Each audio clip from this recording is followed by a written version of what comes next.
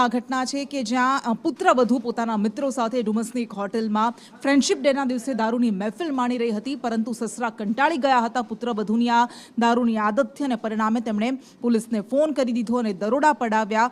અને આ દરોડામાં 2 મહિલા અને 4 પુરુષો એમને ઝડપી પાડવામાં આવ્યા છે. આખી ઘટના કે જેને લઈને સુરતમાં ઘણી બધી ચર્ચા થઈ રહી છે કે આખરે એવું તો શું હતું, પરંતુ પુત્રવધુ એ દારૂની પાર્ટી વારંવાર કરતી હતી અને તેનાથી સસરા કંટાળી ગયા હતા. આખરે તેમણે જ દરોડા પડાવ્યા.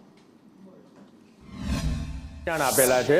ગઈકાલે રાતે જે ઘટના બની, જેનો રૂમ નંબર 443 એ નીલમ પ્રમોદ કેસાનના નામે રજીસ્ટર છે. એ રૂમમાં જે પણ ગતિવિધિ થઈ એની સંપૂર્ણ જવાબદારી નીલમ પ્રમોદ કેસાનની છે. એમાં વીકેન્ડ એડ્રેસને કોઈ લેવા દેવા નથી. છે પોલીસની મદદ માટે કે કોઈ પણ ઓનર રૂમની અંદર કોઈ પણ એમના મહેમાન આવે છે તો એ માયગેટમાં ઓનરે એમનું રજિસ્ટ્રેશન કરાવવાનું હોય છે, જેનાથી આપણને જાણ થાય કે કયા રૂમમાં કયો વ્યક્તિ ગયો.